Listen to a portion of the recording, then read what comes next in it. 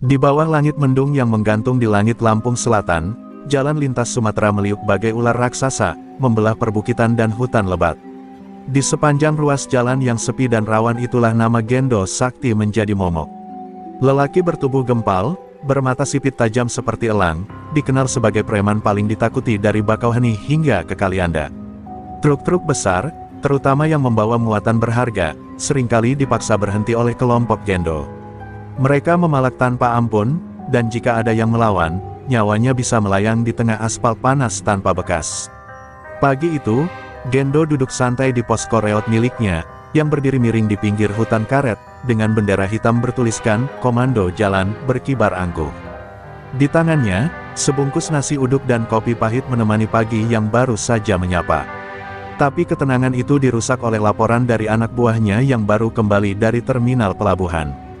"Bang, ada truk beras dari Banten mau masuk lewat jalur kita." Sopirnya, cewek, ucap bule. Tangan kirinya masih membalut luka lama bekas dihantam pengemudi truk yang dulu nekat melawan. Gendo terkekeh, mengepulkan asap rokok dari bibirnya.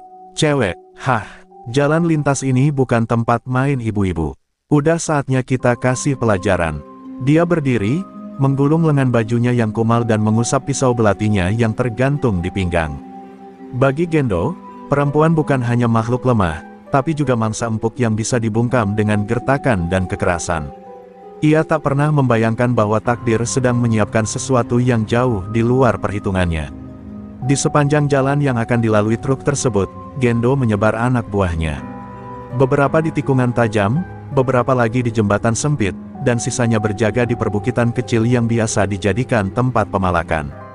Semua siap dengan senjata tajam, rantai motor, dan lembaran kwitansi palsu dengan cap ormas yang sengaja dibuat untuk meyakinkan para sopir bahwa pemalakan mereka resmi.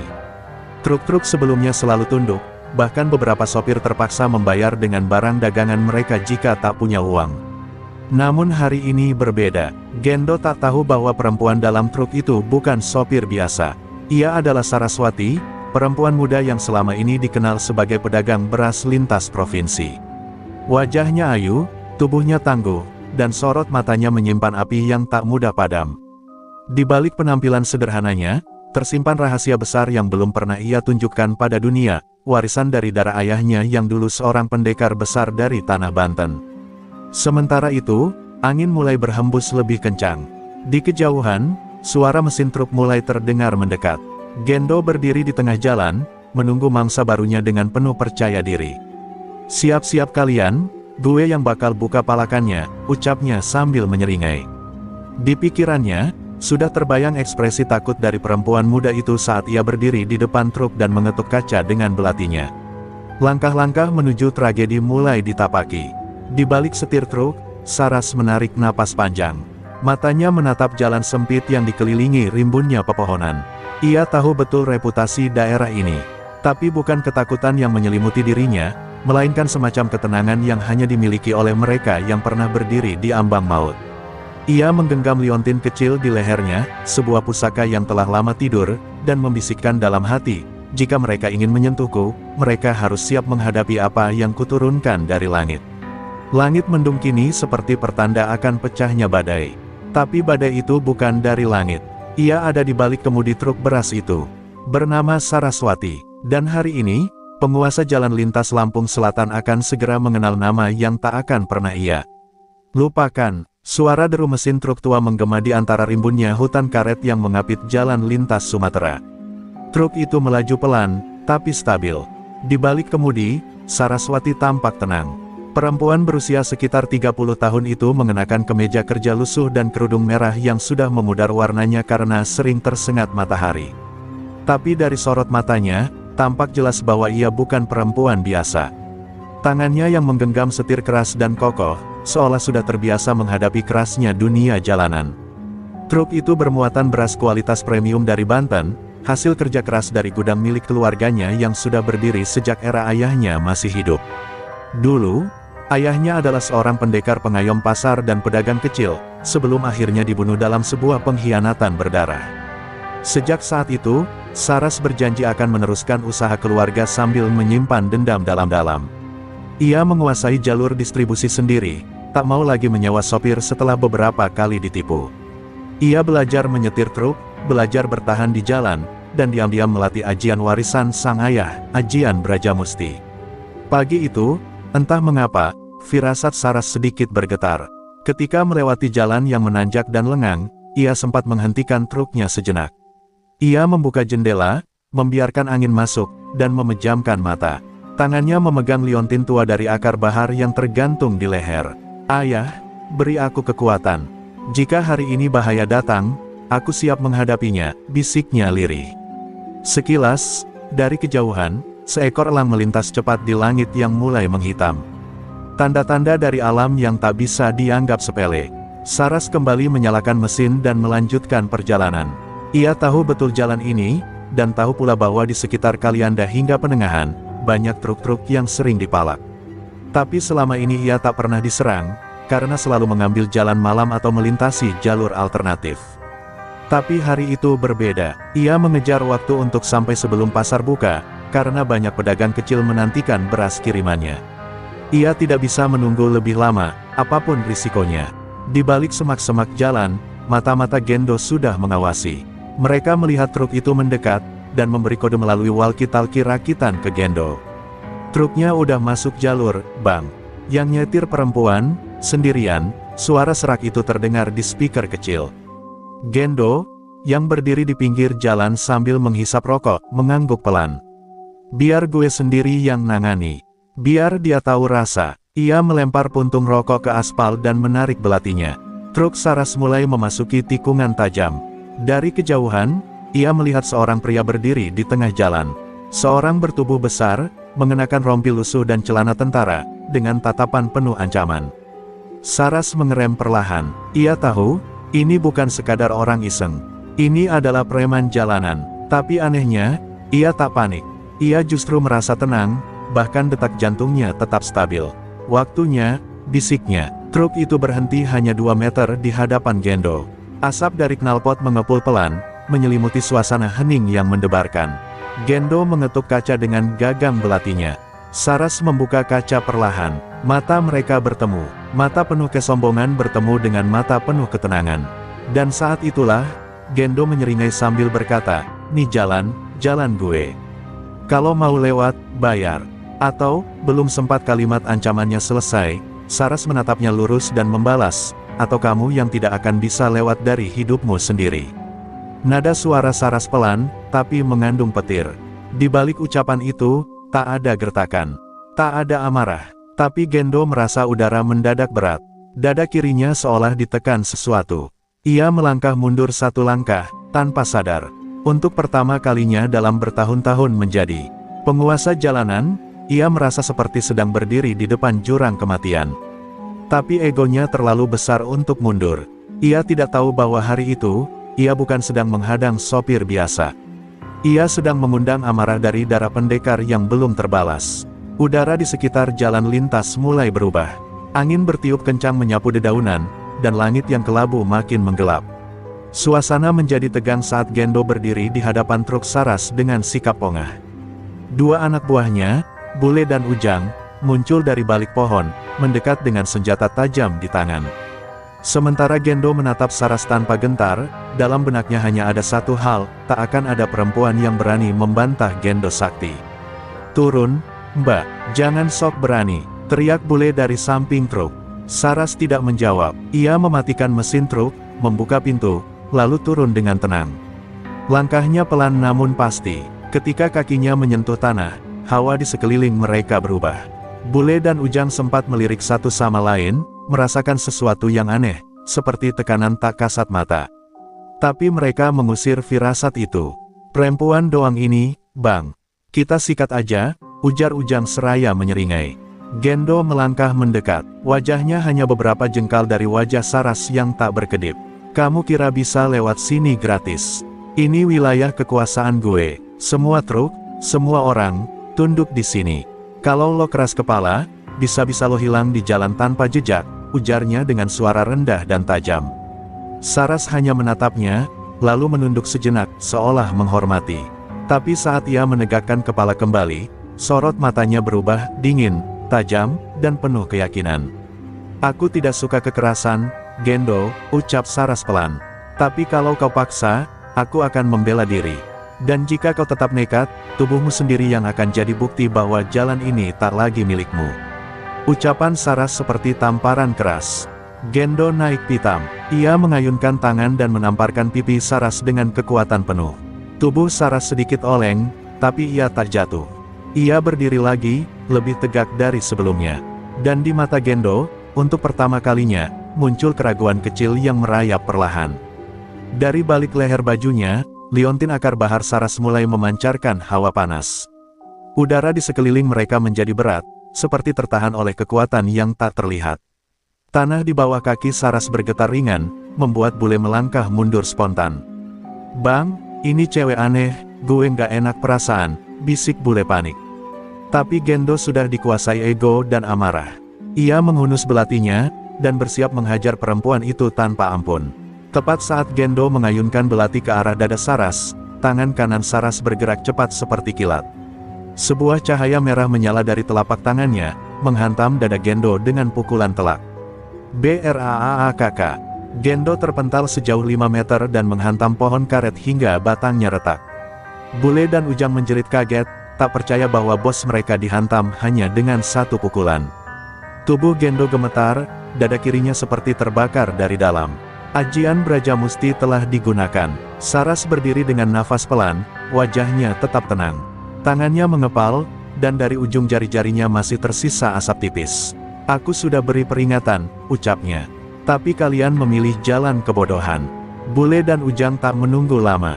Mereka lari tunggang langgang, meninggalkan Gendo yang terkapar di tanah dengan napas tersengal. Hari itu, untuk pertama kalinya dalam hidupnya, penguasa jalan lintas Lampung Selatan dikalahkan oleh seorang perempuan. Saras menatap tubuh Gendo yang tergolek. Ia tahu ini belum akhir. Gendo bukan tipe yang menyerah begitu saja. Tapi setidaknya, hari ini, nama Saraswati mulai tertulis di atas aspal jalan lintas, bukan sebagai korban, tapi sebagai kekuatan baru yang akan mengguncang dunia premanisme dari akar-akarnya. Gendo merangkak pelan di tanah berdebu, tangannya bergetar hebat, napasnya memburu, dan dada kirinya masih terasa nyeri seolah terbakar dari dalam. Ia mendongak, menatap sosok Saras yang berdiri tegak. Siluet tubuhnya menyatu dengan kabut tipis dan cahaya redup matahari pagi yang mulai menembus rimbunnya hutan.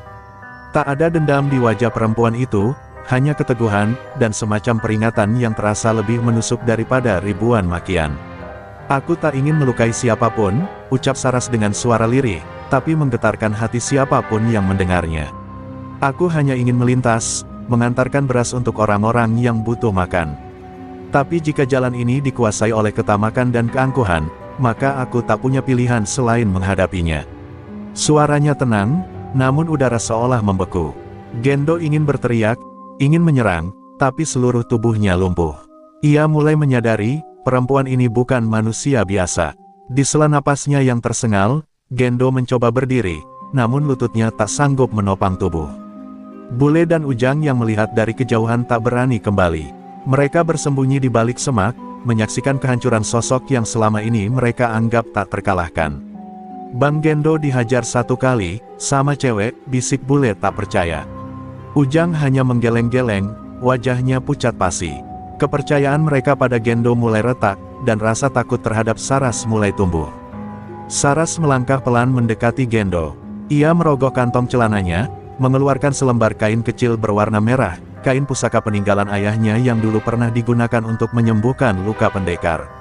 Ia meletakkannya di dada Gendo, lalu menatap lurus ke matanya. "Ajian yang kubawa bukan untuk membunuh," katanya, "tapi untuk menegakkan kebenaran. Ambil ini sebagai pertanda, bahwa aku datang bukan sebagai musuh, tapi sebagai pengingat." Namun bagi Gendo, perlakuan itu adalah hinaan. Ia merasa ditolong oleh orang yang baru saja mempermalukannya di depan anak buahnya. Ia menepis kain itu dan meludah ke tanah. "Jangan sok suci kau, aku akan kembali, dan kau akan kulenyapkan." Geramnya, walau suaranya lemah dan matanya memerah menahan malu. Saras tak membalas ancaman itu. Ia hanya menarik napas pelan, lalu berbalik menuju truknya. Langkahnya ringan namun membawa tekanan berat. Ia naik ke truk, menyalakan mesin, dan perlahan melaju meninggalkan tempat itu, membiarkan debu mengepul di belakangnya. Gendo menatap punggung truk yang menjauh dengan mata penuh dendam. Hatinya terbakar. Harga dirinya sebagai penguasa jalan telah diinjak oleh seorang perempuan, seorang yang bahkan tak menggunakan senjata tajam, hanya ajian yang tak ia pahami. Di kejauhan, suara azan zuhur mulai berkumandang dari sebuah musala kecil di ujung desa. Suara itu menggema samar di antara rimbunnya pepohonan dan jalan berliku. Tapi hati Gendo tak mendengar panggilan itu. Yang ia dengar hanyalah gemuruh amarah dan suara hatinya yang terus berteriak, "Aku akan membalas." Hari itu, sebuah peta kekuasaan di jalan lintas Lampung Selatan mulai bergeser. Saras bukan hanya perempuan pengantar beras, tapi tanda datangnya badai yang tak hanya akan menggulung para preman, tapi juga mengguncang akar kegelapan yang selama ini bersarang di jalur-jalur lengang Sumatera. Truk beras itu melaju perlahan melewati tanjakan di perbatasan Kalianda. Sementara dalam hati Saras, gelombang energi dari ajian Brajamusti belum sepenuhnya tenang. Ia menggenggam liontin akar bahar di lehernya sambil mengatur napas, mencoba menenangkan pusaran kekuatan yang baru saja ia bangkitkan. Sudah lama ia tidak mengeluarkan ajian itu dalam bentuk pukulan penuh. Terakhir kali saat usianya masih belasan, ketika sang ayah mengujinya dengan ilmu pamungkas untuk membangkitkan kekuatan sejati. Hari ini, kekuatan itu bangkit, dan ia tahu, ini baru permulaan. Kenangan masa lalu datang bertubi-tubi dalam benaknya. Sosok ayahnya, Ki Darsa Prawira, duduk bersila di tepi pantai Anyer, memegang tangan Saras kecil yang gemetar ketakutan saat merasakan energi Brajamusti pertama kali mengalir di tubuhnya. "Anakku," ucap sang ayah kala itu, "ajian ini bukan untuk kesombongan. Ia akan menjadi senjata jika kau terdesak, dan menjadi cahaya jika kau ikhlas. Tapi sekali ia terbangun, ia akan menarik lawan-lawan yang ingin mengujinya." Ucapan itu kini bergaung di kepalanya, seolah peringatan bahwa hari ini pintu ujian telah terbuka. Saras melirik spion truknya. Tak ada kendaraan di belakang, namun ia merasa seperti sedang dibuntuti. Bukan oleh manusia, tapi oleh energi dari masa silam. Gendo bukan orang biasa, dan pria sepertinya pasti memiliki koneksi dengan dunia ilmu hitam, entah sadar atau tidak. Saras tahu, serangan balik akan datang. Dan ketika dendam seseorang yang kalah bercampur dengan kekuatan yang kelam, maka ia akan berubah menjadi iblis yang tak mengenal takut. Sesampainya di pasar tradisional di desa Penengahan, Saras disambut hangat oleh para pedagang kecil.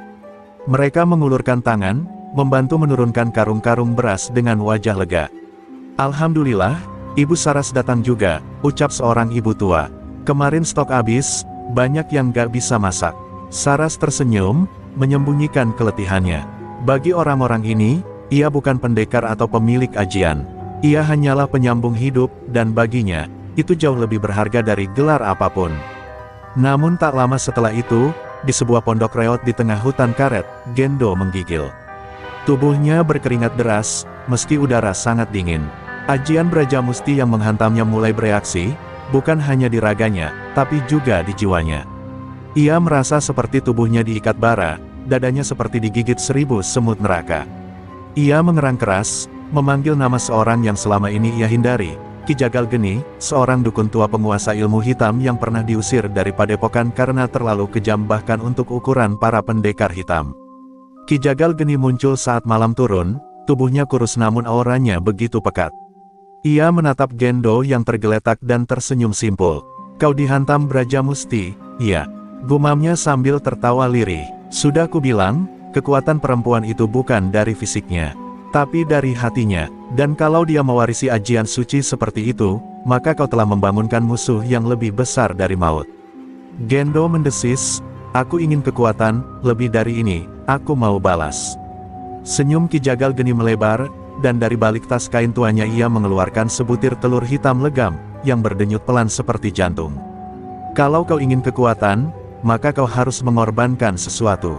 Tubuhmu, atau jiwamu. Tapi setelah itu, bahkan Brajamusti pun akan terbakar jika kau menyentuhnya dengan cakar naga." Gendo menatap telur itu dengan mata liar, sementara di kejauhan, angin malam membawa hawa kematian. Dan di sisi lain desa, Saras sedang bersujud dalam sunyi malam. Tangannya bergetar, bukan karena takut, tapi karena ia bisa merasakan, kegelapan mulai bangkit. Sesuatu sedang bergerak, dan kekuatan Brajamusti dalam dirinya, yang selama ini tertidur, mulai bereaksi, seolah hendak bersiap untuk perang besar. Jalan lintas Sumatera tak akan lagi sama. Malam turun perlahan di Lampung Selatan, tapi langit seperti menyimpan murka. Angin menderu tak wajar, dan kabut tipis mulai menyelimuti jalanan yang biasa dilalui truk-truk barang. Di dalam pondok kayu yang hanya diterangi nyala obor kecil, ritual kegelapan dimulai. Gendo Sakti, tubuhnya setengah telanjang dan dilumuri minyak hitam, duduk bersila di tengah lingkaran garam dan darah ayam cemani. Di hadapannya, Ki Jagal Geni menggumamkan mantra dengan suara berat, menggetarkan udara sekitarnya. Ajian cakar naga bukan untuk manusia biasa, ucap Ki Jagal Geni, suaranya parau. Tapi kau sudah menyentuh batas kematian, dan hanya yang pernah mencicipi neraka, yang pantas memilikinya. Perlahan, ia menusukkan belati ke telapak tangan Gendo dan meneteskan darahnya ke atas telur hitam yang kini mulai retak. Asap hitam keluar dari retakan itu, membentuk siluet menyerupai tangan raksasa dengan kuku panjang berapi. Gendo menahan jeritan, tubuhnya gemetar, tapi matanya tak berkedip. Ia haus balas dendam, dan rasa sakit tak lagi berarti. Saat telur itu pecah sepenuhnya, asap hitam menyusup masuk ke dalam tubuh Gendo, merayap dari mata, telinga, hingga pori-pori kulit. Ia meraung seperti binatang liar, tubuhnya mengejang dan kulitnya tampak seperti diselimuti sisik halus. Dari ujung jarinya, muncul semburat merah menyala, cakar tak kasat mata yang bisa mencabik udara. Udara di dalam pondok berubah panas, dinding kayu mulai terbakar perlahan. Ki Jagal Geni hanya tersenyum puas. Kini kau bukan lagi Gendo Sakti, bisiknya. Kau adalah Gendo Neraka. Sementara itu, di sisi lain desa, Saras merasa matanya sulit terpejam. Dalam tidurnya yang gelisah, ia bermimpi bertemu ayahnya, Ki Darsa Prawira, duduk bersila di atas laut merah darah. Anakku, ucapnya pelan, musuhmu bukan lagi manusia biasa. Kau akan dihadapkan pada kekuatan hitam yang menyatu dengan kebencian. Tapi jangan takut, karena Brajamusti bukan ajian penghancur. Ia adalah ajian penyeimbang alam. Gunakan ia bukan untuk mengalahkan, tapi untuk membersihkan. Pagi harinya, berita buruk menyebar cepat. Sebuah warung kecil di pinggir jalan lintas ditemukan hangus terbakar, pemiliknya, pasangan suami istri lansia, tewas terpanggang. Tidak ada jejak bensin, tidak ada kabel korsleting. Hanya luka aneh di dinding dan lantai, goresan seperti cakar besar, dan sisa-sisa bekas pijakan kaki manusia, yang melelehkan lantai semen. Orang-orang menyebutnya kecelakaan gaib, tapi Saras tahu, itu adalah pesan. Saras langsung menuju lokasi. Ia menatap sisa puing-puing arang itu dengan mata sembab, karena ia mengenal korban, pasangan yang dulu sering ia beri beras secara cuma-cuma. Di dinding yang masih berdiri separuh, terlihat bekas tulisan hangus seperti dibakar, satu demi satu, akan kubakar semua yang kau jaga, G. Jantung Saras berdegup keras. Ini bukan sekadar tantangan, ini adalah peringatan berdarah, dan ia tahu, permainan sudah berubah menjadi perang. Ia berdiri di tengah abu dan asap yang belum sepenuhnya padam, tangannya mengepal. Matanya menatap jauh ke arah utara, ke arah jalanan yang dulu dikuasai oleh ketamakan dan kini oleh kegelapan. Gendo, bisiknya lirih, jika itu pilihanmu, maka aku tak akan mundur. Brajamusti bukan milik orang yang menunggu. Ia milik mereka yang bergerak saat cahaya mulai padam. Dan di saat itu, Saras tahu, ini bukan lagi tentang truk beras. Ini tentang menebus darah. Kabar tentang kebangkitan Gendo menyebar seperti wabah. Bukan lagi sebagai preman tukang palak, tapi sebagai makhluk setengah iblis yang membakar warung warga tanpa ampun. Para sopir truk yang biasa melintas mulai memilih jalur memutar, meski harus menambah 2 jam perjalanan. Pasar-pasar tradisional di sepanjang jalur lintas Sumatera mulai sepi pengiriman. Aroma ketakutan menggantikan bau rempah dan beras yang dulu memenuhi sudut-sudut lapak. Jalanan tak lagi menjadi nadi kehidupan, melainkan lorong kematian yang menunggu korban berikutnya. Sementara itu, para preman kecil yang dulu menjilat sepatu Gendo satu persatu mulai melarikan diri. Mereka yang pernah mengaku, anak buah komando jalan, kini menyembunyikan tato dan atribut mereka, meninggalkan posko-posko yang dulu berdiri di tikungan jalan. Bahkan, Bule dan Ujang, 2 preman loyal Gendo, kini bersembunyi di desa pinggiran. Mereka telah melihat dengan mata kepala sendiri, bagaimana mata Gendo kini berubah merah menyala, dan bagaimana setiap langkahnya meninggalkan jejak api. Itu bukan Gendo lagi, yang, bisik Bule gemetar, itu, iblis dari neraka. Di sebuah pondok di balik bukit, Saras berdiri di depan sekelompok warga pasar dan sopir truk yang ia kumpulkan diam-diam. Mereka gemetar, sebagian menangis menceritakan kejadian di warung yang terbakar. Seorang ibu parubaya menangis sambil memeluk karung beras terakhir yang ia punya. "Kalau ibu gak datang, kami kelaparan, Bu Saras, Gendo udah gila, dia bunuh siapa aja yang bantu ibu." Saras menahan air mata, menggenggam tangan ibu itu dan berkata tegas, "Selama aku masih hidup, tak satu pun dari kalian akan kelaparan. Tapi kita tidak bisa hanya diam." Malam itu, Saras memasuki hutan karet sendirian. Di bawah sinar rembulan, ia menggelar kain pusaka milik ayahnya dan duduk bersila. Ia memejamkan mata, menarik napas dalam-dalam, lalu mulai membaca mantra pembuka ajian Brajamusti tingkat tinggi, mantra yang selama ini hanya diajarkan sekali dan tak pernah ia gunakan. Udara di sekitarnya mendadak panas, dan dari dalam tanah muncul asap tipis yang melingkarinya. Suara gaib berbisik di telinganya, "Jika kau teruskan, jalanmu tak akan kembali. Tapi jika kau berhenti, orang-orang akan binasa." Di tengah ritual itu, Saras melihat sosok ayahnya berdiri di kejauhan, hanya siluet. Ia tersenyum dan berkata, "Kau sudah siap, anakku. Tapi ingat, Brajamusti bukan untuk balas dendam. Ia adalah api yang menyucikan, bukan membakar karena benci. Kau akan diuji, dan ujianmu adalah, bisakah kau mengalahkan Gendo, tanpa menjadi seperti dia?" Saras membuka mata, wajahnya basah oleh peluh dan air mata. Ia mengangguk pelan, "Aku akan menghadapinya, ayah. Tapi aku tak akan kehilangan nuraniku." Di sisi lain, Gendo berdiri di atas jembatan tua yang menghubungkan dua desa. Dari tangannya, ia melempar sepotong papan nama bertuliskan, "Pasar Rakyat," ke sungai, lalu tertawa keras. "Saras, lihat, satu persatu kubakar jejakmu. Kau akan kembali bukan sebagai pahlawan, tapi sebagai perempuan yang gagal menyelamatkan siapapun." Matanya bersinar merah menyala, dan cakar hitam di tangannya menggores tiang jembatan hingga terbelah. Gendo kini bukan sekadar preman, tapi bayang-bayang maut. Namun di balik teror yang ditebarkannya, dalam malam yang sunyi dan hanya ditemani suara tonggeret, Gendo tiba-tiba terdiam. Sebuah suara lembut muncul di dalam kepalanya.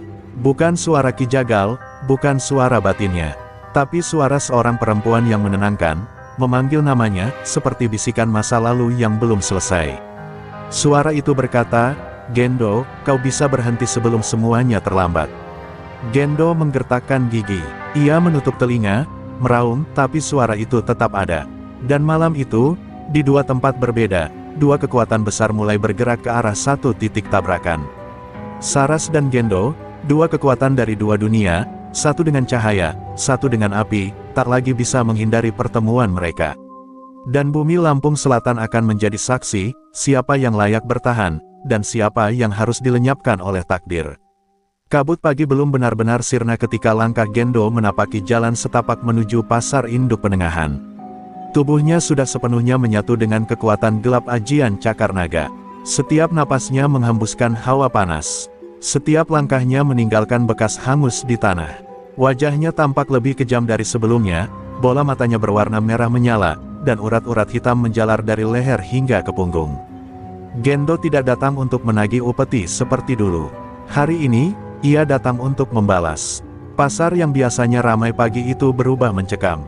Pedagang-pedagang kecil mulai membongkar lapak saat mendengar kabar, Gendo menuju pasar. Anak-anak kecil digiring masuk rumah, ibu-ibu menutup warung dengan tangan gemetar. Beberapa pria muda mencoba berjaga, namun setelah melihat dari kejauhan tubuh Gendo yang diselimuti aura panas dan mata menyala, mereka mundur dengan wajah pucat pasi. Salah satu dari mereka hanya sempat berkata, itu bukan manusia lagi." Di sebuah sudut pasar, seorang gadis remaja berlari masuk ke dalam rumah panggung tempat Saras menginap. "Bu Saras, Gendo datang." Pasar kosong semua. Saras bangkit dari duduknya, mengenakan jaket lusuh dan mengikat kerudungnya. Ia tidak panik, justru wajahnya sangat tenang. Tangannya meraih liontin akar bahar, lalu menatap keluar jendela. "Sudah waktunya," gumamnya. Ia memilih jalan gelap. "Aku harus membawa terang ke jalurnya." Saras melangkah keluar, dan di pelataran pasar, ia melihat Gendo berdiri seperti raksasa dalam api. "Saras!" teriak Gendo dengan suara berat seperti petir. "Keluar kau, aku sudah bakar semua tempatmu. Sekarang aku akan bakar jiwamu." Saras berdiri tegak di hadapannya, hanya berjarak 12 langkah. Ia menjawab dengan tenang, "Jika kau ingin balas dendam, lakukanlah padaku. Tapi jangan sentuh rakyat, mereka bukan musuhmu, Gendo. Yang kau lawan adalah aku." "Diam!" Gendo melompat cepat, lebih cepat dari manusia biasa. Cakar hitamnya melesat ke arah wajah Saras, tapi dengan satu gerakan halus, Saras menghindar sambil memutar tubuhnya, dan mengirimkan pukulan Brajamusti ke tanah. Ledakan energi merah menyebar ke segala arah, membuat pasar bergetar. Tanah merekah, udara terbelah, debu dan cahaya bertabrakan di tengah pasar yang kini menjadi arena pertempuran dua kekuatan sakti. Pertarungan pun pecah. Gendo menyerang bertubi-tubi dengan cakarnya yang bisa merobek udara, membuat serpihan besi dan batu beterbangan. Tapi Saras menari di antara serangan itu. Tubuhnya ringan, lincah, dan tangannya memancarkan aura merah yang membungkusnya seperti perisai. Setiap kali ia memukul, tanah menggelegar. Namun ia tak membalas dengan kebencian, hanya dengan niat untuk menghentikan. Itu membuat Gendo semakin murka. "Kenapa kau tak membalas sekuat-kuatnya?" raung Gendo. Darah mulai mengucur dari mulutnya akibat tekanan energi Brajamusti yang tak bisa sepenuhnya ia imbangi. Saras menatapnya lirih. "Karena aku bukan pembunuh, aku pelindung. Tapi jika kau terus menyeret rakyat dalam kebencianmu, aku tak akan ragu menghabisimu." Ucapan itu membuat Gendo terdiam sejenak. Matanya berkedip. Dalam sesaat, ia melihat bayangan masa lalunya sendiri, ketika ia masih anak jalanan yang lapar dan dipukuli oleh preman lama sebelum ia mengambil alih kekuasaan. Namun kilas balik itu tak bertahan lama. Nafsu dendam telah menutup pintu kesadarannya. Dengan teriakan keras, Gendo melesat untuk menyerang terakhir kalinya, membakar segalanya jika perlu.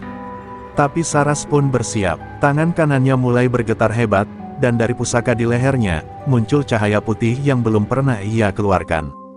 Dalam sekejap, dua kekuatan bertabrakan di udara, dan pasar itu bersiap menyaksikan siapa yang akan tersisa setelah ledakan terakhir. Ledakan dahsyat meledak di tengah pasar Penengahan. Getaran itu merambat hingga radius 1 kilometer, membuat genting-genting rumah beterbangan dan kaca-kaca pecah berguguran. Debu mengepul ke langit seperti kabut perang, menutup langit yang semula cerah. Warga desa hanya bisa bersembunyi dalam diam, menggigil dalam gelap. Di antara reruntuhan lapak dan sisa bara api, dua sosok masih berdiri, terengah, terluka, namun belum menyerah. Tubuh Gendo kini tampak seperti batu bara yang menyala dari dalam. Urat-urat hitam menjalar lebih kuat, matanya seperti dua bara api neraka. Ajian cakar naga telah mencapai bentuk tertingginya. Dari punggungnya memancar aura naga berwarna hitam, abstrak, namun menakutkan. "Kau kira bisa hentikan aku, Saras?" Suaranya parau dan dalam. "Tubuhku kini adalah api, dan aku tak butuh hati." Saras berdiri dengan nafas berat, sebagian bajunya hangus, dan lengannya memar. Tapi di matanya tak ada ketakutan, yang ada hanya cahaya keberanian. Dari liontin akar baharnya, sinar putih lembut mengalir ke tangannya, lalu menyelimuti tubuhnya seperti pelindung cahaya. Dalam hatinya ia berdoa, mengingat pesan sang ayah, Brajamusti bukan untuk membalas, tapi untuk menetralisir gelap. Gendo menghentak tanah dan melesat dengan kecepatan tak terbayangkan. Kukunya memanjang seperti belati panas, mengarah tepat ke dada Saras. Tapi saat ia menyentuh pelindung cahaya putih itu, sebuah gelombang energi suci memantul dan membakar balik tubuh Gendo. Ia terpental, jatuh menghantam tiang pasar, membuat kayu-kayu tua runtuh menimpanya. Jeritannya menggema, bukan karena sakit fisik, tapi karena jiwanya mulai terkoyak. Namun Gendo tak berhenti. Dengan terlatih, ia berdiri. "Selama aku masih bernapas, aku akan bakar semuanya," raungnya. Lalu ia menghantam tanah dengan cakarnya, menciptakan gelombang api melingkar seperti ombak neraka. Api itu meluas ke segala arah, membakar lapak-lapak kosong, hampir menyentuh rumah warga. Saras terkejut. "Tidak!" teriaknya, lalu melompat ke tengah gelombang dan menghentakkannya dengan pukulan Brajamusti ganda, menciptakan gelombang balik berwarna biru keperakan yang menetralkan api jahat itu. Asap mengepul, debu turun seperti hujan abu. Saat semuanya mereda, Gendo kembali jatuh berlutut. Matanya mulai kehilangan cahaya, tubuhnya bergetar hebat. Ajian cakar naga dalam tubuhnya mulai berbalik menghancurkan dirinya sendiri. Saras mendekat, tak dengan marah, tapi dengan lirih. "Kau masih bisa berhenti, Gendo. Kau masih bisa kembali," ucapnya. Tapi Gendo hanya tertawa lirih, darah menetes dari mulutnya. Terlambat, aku sudah terlalu jauh.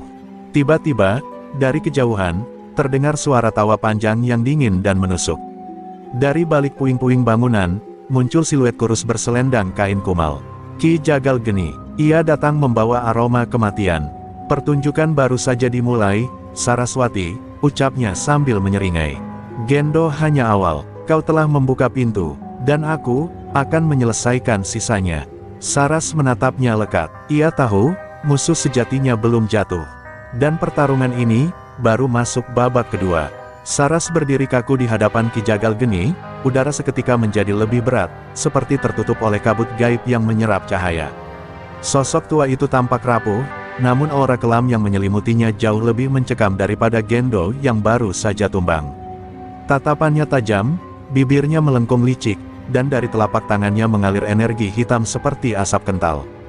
Gendo hanya pion, ucapnya sambil berjalan pelan. Dan kau, Saras, telah menamparkan wajah kekuasaan lama yang selama ini berakar di jalur ini. Tubuh Gendo yang terkapar tampak menggeliat. Darah mengalir dari mulutnya, tapi ia tetap menatap Saras dalam diam. Dalam bisikan terakhir sebelum pingsan, ia berkata lirih, dia, bukan, guruku, dia iblis, dan setelah itu, tubuhnya terkulai tak sadarkan diri. Saras menunduk, tangannya mengepal. Sekuat apapun ia telah bertarung, nyawa manusia tetap menjadi yang utama. Ia tak ingin kematian, bahkan untuk musuh yang sudah menghunuskan cakarnya ke jantung rakyat. Ki Jagal melangkah mendekat, dan dari kain di pinggangnya, ia menarik sebatang tulang panjang berukir mantra kuno. Ia menghentakkan tongkat itu ke tanah, menciptakan getaran yang membuat retakan kecil terbentuk di jalan batu pasar. Ajian Brajamusti bukan satu-satunya warisan dari tanah ini. Aku pemilik ajian Bayu Teluh, ajian yang dilarang. Sejak ratusan tahun lalu karena bisa menghancurkan jiwa sebelum tubuhnya sempat mati. Matanya menyala, dan hari ini, aku akan menguji kekuatanmu dengan kematian. Saras menarik napas dalam-dalam. Aura Brajamusti mulai berkumpul di telapak tangannya, kali ini bukan dalam bentuk pukulan, tapi sebagai perisai cahaya. Ia tahu, lawan kali ini bukan sekadar pengguna tenaga kasar. Ki Jagal adalah penyihir hitam yang bermain di ranah batin dan ilusi. Kesalahan sekecil apapun bisa membuat jiwanya terjebak dalam teluh yang mengoyak kesadaran. Tapi Saras telah mempersiapkan diri. Ia membuka liontin pusaka, lalu menaruhnya di tanah, membentuk segel pelindung kuno warisan sang ayah. Ki Jagal tertawa nyaring, kau pikir segel kecil itu bisa menahan aku? Dengan cepat, ia melemparkan cambuk teluh dari gulungan rambut manusia yang ia simpan di pundaknya. Cambuk itu menyerang dari udara, melingkar seperti ular berbisa, menghantam segel. Tapi cahaya dari pusaka Saras memantul kuat, menghancurkan cambuk itu menjadi abu. Mata Ki Jagal menyipit, menarik, rupanya darah Ki Darsa masih murni mengalir dalam dirimu. Pertempuran tak lagi hanya tentang kekuatan fisik. Ki Jagal mulai menyerang dengan mantra-mantra batin, berusaha memasuki alam bawah sadar Saras. Ia membisikkan kenangan masa lalu, saat ayah Saras dibunuh oleh saudara seperguruannya sendiri, saat ibunya mati karena racun pasar yang diracik para preman hitam. Saras menggigil, tapi tak roboh. Ia memejamkan mata, mengucap mantra Brajamusti dalam hati, dan dari tubuhnya muncul bayangan cahaya Ki Darsa Prawira, melindungi batinnya dari hasutan kegelapan. Pertarungan itu bukan hanya antara dua manusia. Ini adalah adu kekuatan dua zaman, dua filosofi. Yang satu menyesatkan dan memanipulasi jiwa, yang satu menyucikan dan mengembalikan kesadaran pada kehendak alam. Ki Jagal Geni menggertakkan gigi. Kau belum tahu siapa aku sebenarnya, Saras. Aku adalah bayangan dari selatan. Dan sebelum semua ini selesai, aku akan membakar bukan hanya pasar ini, tapi seluruh darah suci di tanah ini. Saras membuka mata, matanya menyala, bukan merah, tapi biru cemerlang. Silakan, jawabnya, pelan tapi tajam. Tapi sebelum kau membakar apapun, kau harus melewati aku. Dan aku, tak akan membiarkan cahaya terakhir ini padam. Pagi belum sempat menyentuh bumi ketika langit di atas pasar Penengahan menghitam total. Kabut tebal turun mendadak seperti tirai raksasa yang memisahkan dunia nyata dan dunia gaib. Dalam kepungan kegelapan itu, Saras dan Ki Jagal Geni berdiri saling berhadapan, masing-masing dikelilingi aura kekuatan yang berkebalikan, satu menyala terang bak mentari, yang lain membusuk pekat seperti bangkai berabad-abad. Di tengah kesunyian yang mencekam, suara mantra mulai terdengar dari keduanya. Ki Jagal mengangkat tongkat tulangnya dan membacakan mantra teluh penebas jiwa. Suaranya berat dan bergema, seolah berasal dari dalam perut bumi. Tanah mulai retak, dan dari celahnya muncul tangan-tangan hitam kecil seperti bayi yang menangis, mencengkeram udara. Mereka merangkak menuju Saras, mencoba menarik tubuhnya ke dalam alam kematian. Tapi sebelum menyentuhnya, segel cahaya dari liontin pusaka Ki Darsa Prawira kembali bersinar, menghanguskan tangan-tangan itu satu persatu. Ajian ini bukan hanya pelindung, bisik Saras lirih, mata tertutup. Ini adalah warisan jiwa dari darah yang tak pernah tunduk pada kegelapan. Dalam bayang matanya, ia kembali melihat sosok ayahnya duduk bersila di tengah samudera, tersenyum lembut. Anakku, jika saatnya tiba, darahmu akan menjadi pagar. Tapi bukan untuk melindungimu, melainkan untuk melindungi mereka yang tak bisa melawan. Saat itulah Saras sadar, ia tak sedang bertarung untuk menang, tetapi untuk menyelamatkan. Dari kedua telapak tangannya, Saras menghimpun Ajian Braja Musti tingkat 3, bentuk tertinggi dari ajian pamungkas yang hanya bisa diakses oleh pewaris darah murni. Energinya bukan lagi merah menyala, tapi putih keperakan, seperti kilat dalam badai suci. Dengan satu hentakan, ia memecahkan ilusi dunia gaib buatan Ki Jagal. Kabut buyar, pasar kembali terlihat, meski sudah hancur separuh. Warga mulai muncul, mengintip dengan wajah pucat, menyaksikan pertarungan yang tak mungkin bisa mereka campuri. Ki Jagal terhuyung, matanya membelalak. Tidak mungkin, ajian itu seharusnya sudah punah. Ki Darsa membawanya ke liang kubur. Saras menatapnya tajam. Ayahku tidak pernah membawa apapun ke kubur. Ia mewariskan semuanya padaku, dengan darah, luka, dan keyakinan bahwa terang akan selalu kembali, bahkan di tengah malam tergelap. Ia melompat ke udara dan menghantamkan pukulan raga mustika, ledakan cahaya menyelimuti tubuh Ki Jagal hingga membentuk pusaran di tengah pasar. Tubuh Ki Jagal terhempas, menghantam tiang kayu pasar dan jatuh berlutut. Tapi ia tertawa, bukan tawa kemenangan, melainkan tawa seseorang yang tahu bahwa kekalahan hanyalah awal bencana yang lebih besar. Kau pikir aku sendirian, gumamnya. Dari balik jubahnya, ia menarik kain kafan hitam, lalu membakarnya dengan telapak tangan. Dari asapnya, muncul simbol kuno yang berputar, tanda pemanggilan. Ada yang jauh lebih kelam dariku, sesuatu yang bahkan Ki Darsa pun tak sanggup hadapi. Dan dia sudah bangun, dari arah Gunung Rajabasa, suaranya mulai lemah, tubuhnya mulai melebur menjadi abu. Namun senyum liciknya tak menghilang hingga akhir. Saras berdiri diam, jantungnya berdetak kencang. Gunung Rajabasa, tempat di mana ayahnya pernah melarangnya datang, tempat yang disebut sebagai gerbang terakhir kekuatan hitam di tanah Lampung. Dan saat abu Ki Jagal beterbangan ditiup angin pagi, Saras tahu, pertarungannya belum selesai. Ia baru saja memasuki babak paling kelam dari takdir warisan darahnya. Langit Lampung Selatan mulai berwarna jingga ketika Saras menatap siluet Gunung Rajabasa dari kejauhan. Gunung itu menjulang angkuh di ufuk selatan, diselimuti kabut abadi yang konon tak pernah benar-benar menghilang. Sejak kecil, ayahnya, Ki Darsa Prawira, melarang keras mendekati wilayah itu. Di sanalah, kata almarhum ayahnya suatu malam, disimpan segel kegelapan yang belum sempat dimusnahkan, hanya disegel. Jika segel itu runtuh, bukan hanya Lampung, tapi seluruh bumi akan menangis. Pasca kematian Ki Jagal Geni, udara di sekitar pasar berubah. Angin tak lagi berhembus wajar, burung-burung terbang ke arah utara menjauh, dan tanah di sekitar kaki gunung mulai mereka, seolah napas purba dari dalam perut bumi mulai menghembus. Saras, masih diselimuti luka dan kelelahan, tahu bahwa menunda hanya akan memperparah bencana. Ia tidak punya pilihan, ia harus naik ke Gunung Rajabasa sebelum segel warisan leluhurnya benar-benar hancur. Namun sebelum berangkat, Saras memutuskan untuk menemui Gendo yang dirawat di sebuah gubuk oleh warga. Pria itu kini terbaring tak berdaya, tubuhnya luka bakar berat karena ajian cakar naga yang berbalik menghancurkan dirinya. Saat melihat Saras, matanya basah. Aku ingin bilang, Gendo terbatuk, terima kasih, karena kau tidak membunuhku. Saras menunduk, menggenggam tangannya. Masih ada yang bisa kau perbaiki, Gendo. Aku tak mau jadi seperti mereka yang kita lawan, membunuh tanpa memberi harapan. Gendo menatap langit-langit gubuk. Gunung itu, aku pernah dibawa Ki Jagal ke sana. Tapi aku tak sanggup masuk ke dalam. Di sana, ada suara-suara yang merasuk ke otakku. Mereka menjanjikan kekuatan, tapi minta imbalan, jiwaku. Ia menggigil, air matanya jatuh. Kalau kau ke sana, jangan hadapi mereka sendirian, atau kau akan bernasib seperti aku. Saras terdiam. Ia tahu, gunung itu bukan hanya tempat fisik, tapi pintu ke dalam dimensi batin yang hanya bisa dilewati oleh mereka yang benar-benar kuat dalam jiwa. Saat sore menjelang malam, Saras bersiap. Ia mengenakan selendang putih milik ibunya, menggantung liontin akar bahar di leher, dan membawa tongkat pusaka ayahnya yang selama ini disimpan di pasar. Warga berkumpul, memberi doa dalam diam. Bahkan anak-anak kecil menggambar simbol matahari di telapak tangan mereka sebagai simbol perlindungan. "Doa kami ikut bersamamu, Ibu Saras," kata seorang ibu tua.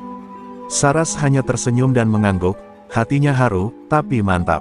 Perjalanan menuju kaki gunung ditempuh dalam diam. Hutan-hutan di sekitar gunung tampak lebih gelap dari biasanya, seolah semua binatang telah meninggalkan tempat itu.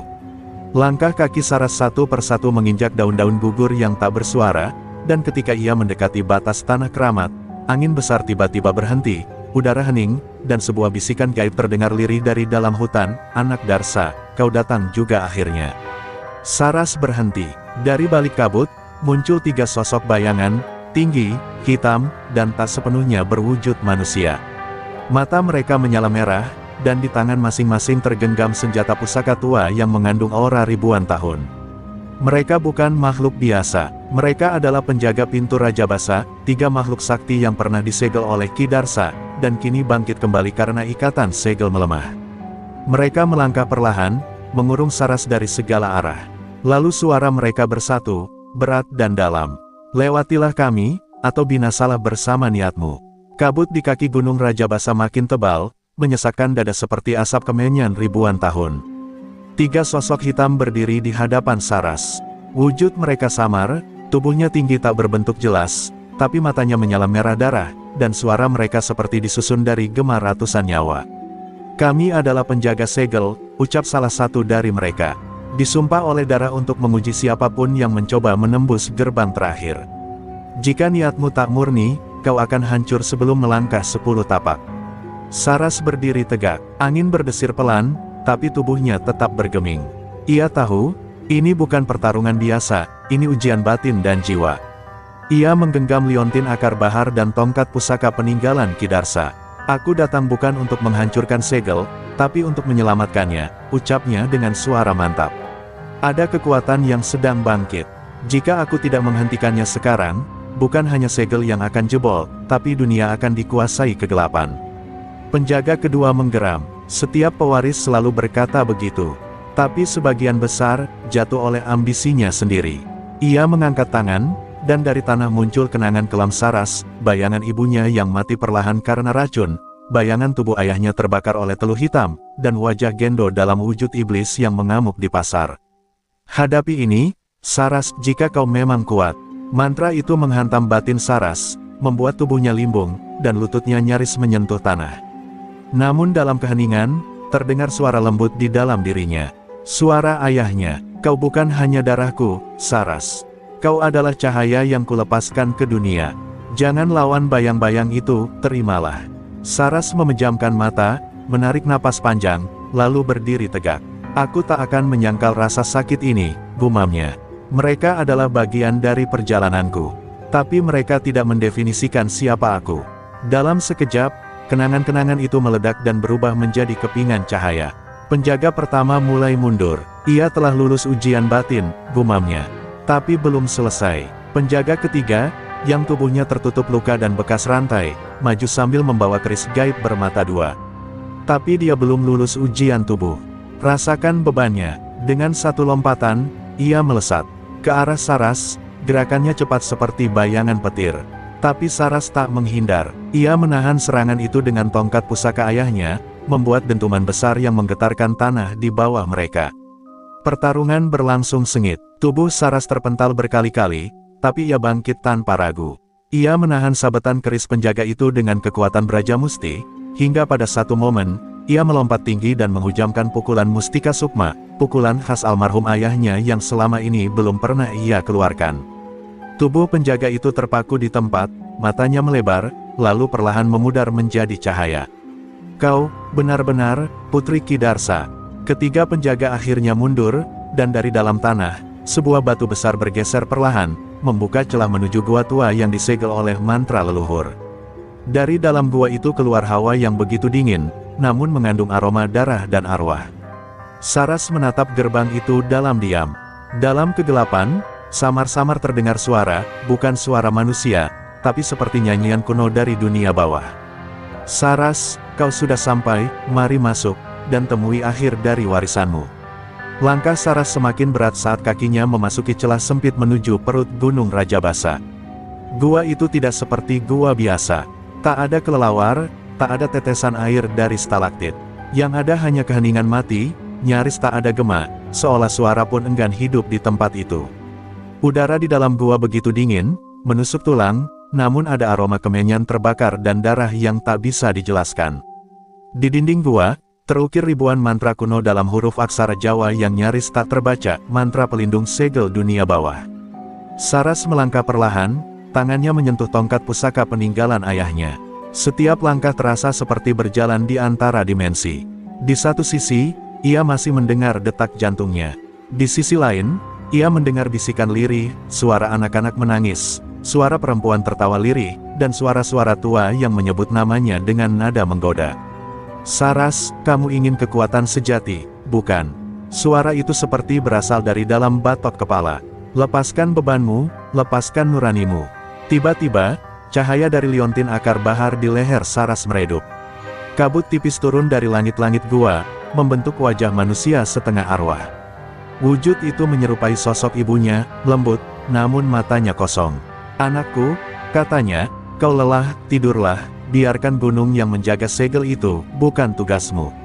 Hati Saras bergetar, air matanya nyaris menetes. Namun saat ia menggenggam pusaka ayahnya erat-erat, suara lain muncul, suara ayahnya, jangan percaya.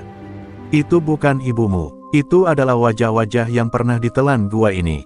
Seketika itu, wujud-wujud itu berubah menjadi sosok hitam menjulang, dengan wajah-wajah berganti-ganti, dari bayi, lelaki tua, hingga bentuk iblis bertanduk. Mereka mengepung Saras, mencoba merobek batinnya dari dalam. Tapi Saras berteriak, mengangkat pusaka ayahnya ke udara dan membaca ajian Brajamusti Agung, mantra tertinggi yang tak pernah diajarkan dengan kata-kata, tapi diwariskan lewat ingatan darah. Cahaya putih keluar dari tubuhnya, menyebar, membakar wujud-wujud itu menjadi abu. Setelah kabut tercerai-berai, Saras mendapati dirinya berdiri di depan sebuah altar batu. Di atasnya terdapat segumpal jantung berwarna hitam, masih berdenyut perlahan, dikelilingi oleh mantra berputar dan darah kering. Inilah sumber kegelapan Gunung Rajabasa, jantung terakhir dari kekuatan hitam yang selama ini disegel oleh para leluhur. Jika jantung ini bangkit, dunia akan kehilangan keseimbangan. Tapi menghancurkannya bukan perkara mudah. Ia dilindungi oleh sumpah arwah para penjaga terdahulu. Tiba-tiba, tanah di bawah altar bergetar. Dari dalam celah, muncul sosok berjubah emas kusam, bertubuh tinggi, wajahnya ditutup topeng besi. Suaranya dalam dan bergetar, kau datang terlalu cepat, Saras. Tapi itu bagus, karena jantung ini, hanya bisa dihancurkan oleh darah yang berasal dari Kidarsa sendiri. Sosok itu membuka topengnya, dan wajah di baliknya adalah wajah pamannya sendiri, Kiai Wiradipa, saudara kandung ayahnya yang dikira telah lama mati. Saras terpaku, paman. Tapi tatapan mata Kiai Wiradipa sudah kosong, penuh dendam dan ambisi. Ayahmu menyegel jantung ini, aku ingin membebaskannya. Sekarang, kau harus memilih, bantu aku, dan kita kuasai kekuatan ini, atau kau hancur bersama segel warisanmu. Saras menatap altar batu, jantung hitam itu berdenyut semakin cepat. Ia tahu, waktunya sudah tiba. Tak bisa mundur lagi. Saras berdiri terpaku di hadapan Kiai Wiradipa, paman kandungnya sendiri yang selama ini ia yakini telah wafat dalam pertempuran besar di timur Sumatera.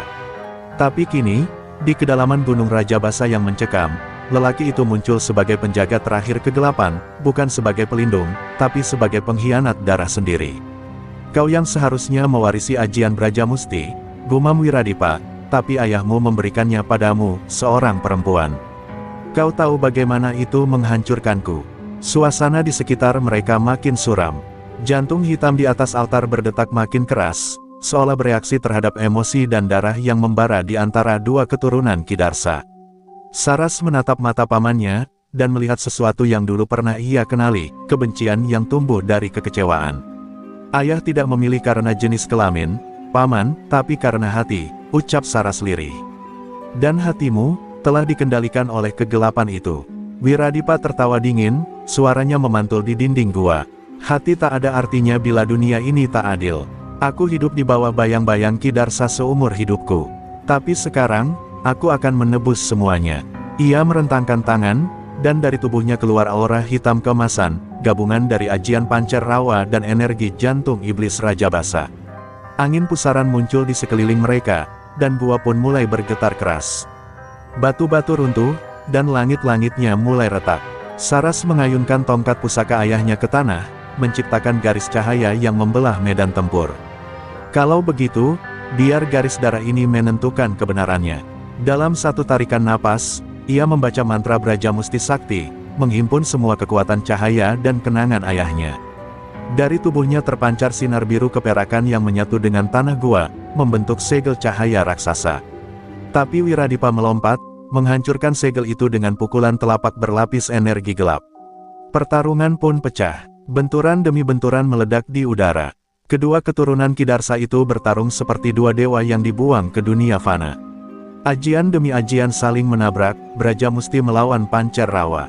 Cahaya melawan bayangan. Setiap pukulan mengguncang gua, dan dari langit-langit, arwah-arwah lama yang tersimpan di dalam batu mulai menjerit, menandakan waktu segel hampir habis. Saras mulai kelelahan, darah menetes dari mulutnya, tapi matanya masih menyala dengan tekad penuh. Di saat genting, Wiradipa berhasil menjatuhkan Saras.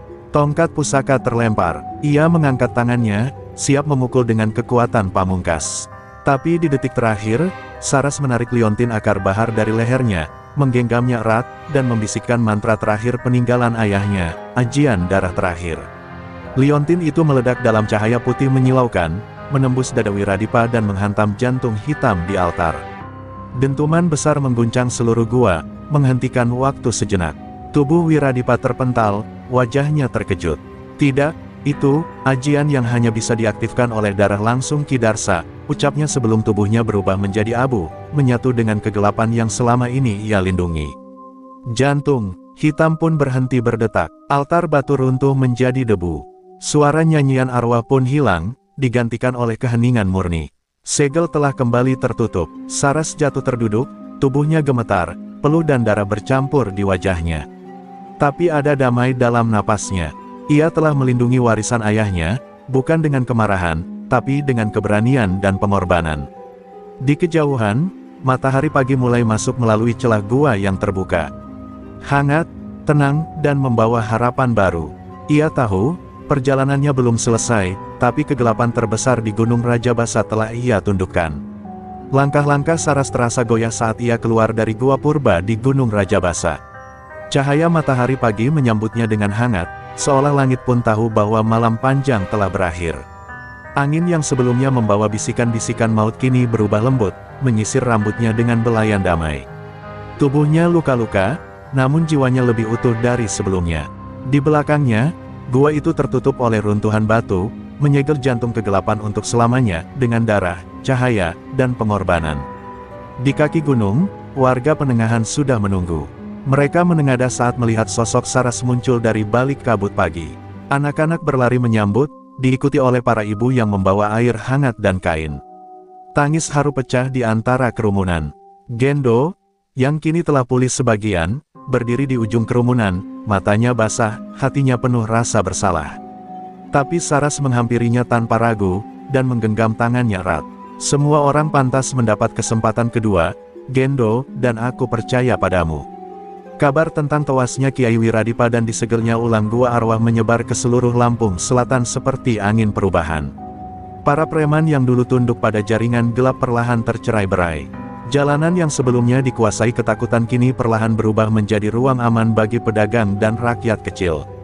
Bahkan jalur truk logistik yang dulu rawan pungli kini dijaga oleh para pemuda desa, termasuk Gendo yang memilih menebus masa lalunya dengan tindakan nyata. Saras tak kembali ke pasar, juga tak kembali menjadi sopir truk seperti dulu. Ia memilih menetap di kaki gunung, mendirikan sebuah pondok sederhana bernama Padepokan Cahaya Darsa, tempat mengajarkan pertahanan diri, ajian putih, dan falsafah kebijaksanaan untuk generasi muda. Ia tidak membentuk pasukan, tidak menciptakan pengikut. Ia hanya menanam satu nilai, bahwa kekuatan sejati adalah yang mampu menjaga, bukan menguasai. Suatu malam, di tengah suara jangkrik dan kabut tipis, Saras duduk sendiri menatap api unggun. Di tangannya, tergenggam liontin akar bahar yang kini hanya berupa serpihan batu hitam, bekas ledakan ajian terakhir yang menyelamatkan dunia. Tapi saat ia menutup mata, suara ayahnya kembali terdengar di angin.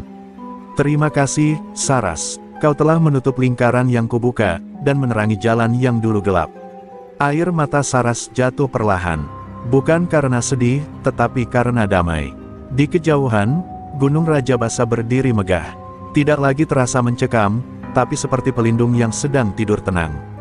Alam kembali seimbang. Kegelapan boleh jadi masih ada di dunia, tapi selama ada jiwa-jiwa seperti Saras, cahaya akan selalu menemukan jalan untuk kembali bersinar. Dan selama itu pula, warisan ajian Brajamusti akan tetap hidup, bukan sebagai senjata, tapi sebagai pusaka jiwa. Pagi pun datang. Saras berdiri di ambang pintu padepokannya, menatap langit yang membentang tanpa awan. Di belakangnya, anak-anak muda bersiap latihan pagi. Di dadanya tak ada lagi beban. Yang ada hanya tekad baru, menjaga, mengajar, dan meneruskan cahaya. Ia tersenyum, karena perjalanan boleh selesai, tapi perjuangan akan selalu diteruskan. 3 bulan telah berlalu sejak Saras menutup segel gua arwah dan mendirikan Padepokan Cahaya Darsa. Pagi-pagi buta, suara gamelan bambu yang dipukul lembut mengalun dari halaman depan. Puluhan pemuda dan pemudi berkumpul di bawah langit yang mulai menguning, mengikuti gerakan Saras yang perlahan namun penuh tenaga batin. Ajian Brajamusti tak lagi dipelajari untuk bertarung, melainkan untuk melindungi. Di mata para muridnya, Saras bukan sekadar guru, ia adalah penjaga terakhir dari nilai yang mulai punah, keberanian tanpa ambisi, kekuatan tanpa kerakusan. Namun pada pagi itu, suasana langit mendadak berubah. Awan hitam menyelimuti puncak Gunung Rajabasa, dan angin bertiup kencang seperti ingin memperingatkan. Dari arah utara, sebuah utusan datang tergopoh-gopoh, mengenakan pakaian resmi dari Manggala Pati Provinsi. "Bu Saras," serunya sambil membungkuk, "kami butuh bantuan Anda. Di wilayah Pringsewu, telah terjadi kerusuhan besar. Ada yang membangkitkan kembali aliran teluh dari ajian telapak mati. Mereka mengaku murid dari Kiai Wiradipa yang lama hilang." Saras terdiam. Ia menatap gunung di belakangnya sejenak, lalu memandang wajah-wajah muda yang kini mempercayakan masa depan mereka padanya. Apakah ini takdir yang tak bisa kuhindari? Batinnya bergemuruh. Tapi dalam hatinya, suara ayahnya kembali mengalun lembut. Jalan para penjaga tidak pernah berakhir, hanya berpindah tujuan. Kau bukan cahaya untuk satu tempat, Saras, tapi untuk zaman yang sedang gelap. Tanpa ragu, Saras memanggil Gendo, yang kini menjadi tangan kanannya dalam padepokan. "Persiapkan kendaraan, kita akan ke Pringsewu. Tapi kita tak datang untuk berperang, kita datang untuk menyadarkan." Gendo mengangguk. "Kalau kita harus bertarung, aku siap berdiri di baris paling depan," katanya sambil menggenggam tongkat kayu peninggalan gurunya yang sudah terbakar separuh. Senyum Saras muncul. "Bukan yang paling depan, Gendo, kita berdiri berdampingan. Perjalanan ke Pringsewu tak mudah. Mereka melewati desa-desa yang hangus oleh ketakutan. Banyak warga melarikan diri ke pegunungan, meninggalkan rumah dan ladang. Di salah satu desa, mereka menemukan anak kecil dengan bekas luka teluh di lengannya, membiru seperti racun yang menjalar. Saras memeluk anak itu, membisikkan mantra penyembuh Brajamusti ke telinganya. Cahaya lembut keluar dari telapak tangannya, dan tangis anak itu berubah menjadi senyum kecil. Warga terdiam, dan harapan mulai tumbuh kembali. Malam hari, di bawah langit berbintang, Saras duduk di tepi hutan Pringsewu. Api kecil menyala di hadapannya, dan suara tonggeret menemani kesunyian. Ia tahu, kegelapan akan selalu mencari cara baru untuk lahir kembali. Tapi selama ada cahaya yang bertahan, meski hanya satu lilin, dunia tidak akan gelap sepenuhnya. "Ayah, aku tak akan berhenti," gumamnya, menatap ke langit. "Aku tak akan biarkan ilmu ini menjadi alat keserakahan." Di kejauhan, suara genderang perang mulai terdengar, tanda bahwa besok bukan hari damai. Tapi Saras berdiri dengan tenang. Ia bukan lagi perempuan yang memacu truk di jalanan lintas Sumatera. Ia bukan lagi gadis yang dipandang lemah oleh preman pasar. Ia adalah penjaga segel, pemilik Brajamusti, dan harapan terakhir dari cahaya para leluhur. Dan langit kembali terang untuk sesaat. Fajar menyingsing dengan warna merah darah di langit Pringsewu. Saras berdiri di hadapan reruntuhan balai desa yang kini menjadi markas kelompok pemuja Telapak Mati. Asap masih mengepul dari pembakaran sesajen, dan puluhan pengikut Kiai Wiradipa berbaris dalam lingkaran, membentuk pola ajian pemanggil arwah.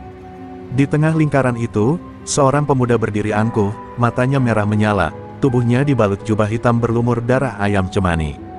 "Saras, akhirnya kau datang," ucapnya. "Aku pewaris ajian Telapak Mati. Aku tak akan menyerah seperti guruku."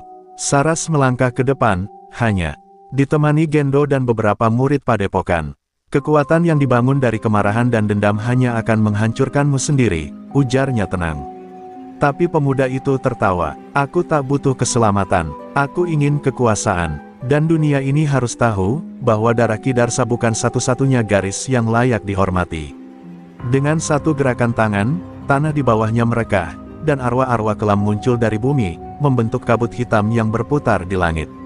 Pertarungan dimulai. Ajian Telapak Mati mengalir seperti badai, kabut itu menghempaskan puluhan warga yang mencoba lari, menciptakan luka tak kasat mata, luka batin yang membuat orang hilang arah dan ingatan.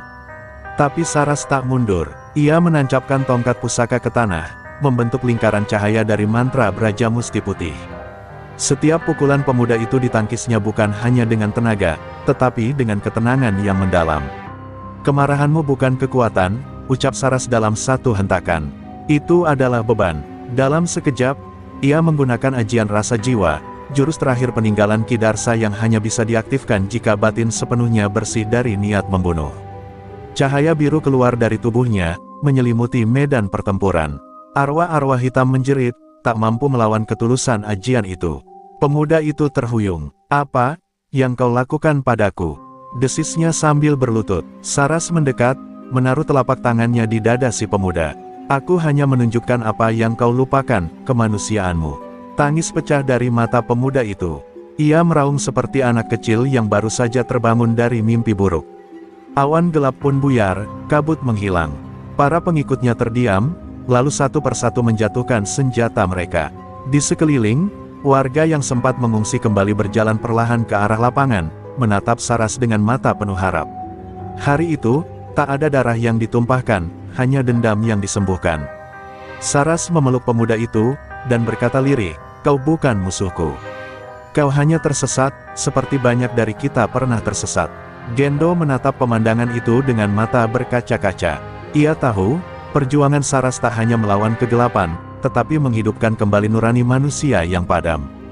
Dan itu, lebih sulit dari pertarungan fisik manapun. Hari itu, Pringsewu tidak hanya selamat. Ia memulai era baru, era di mana kekuatan tak lagi ditakuti, tapi dipercaya.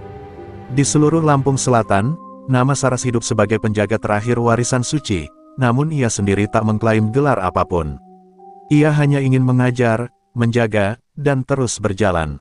Dan di langit, mentari bersinar lebih terang dari biasanya, seolah menyambut kelahiran sebuah zaman baru.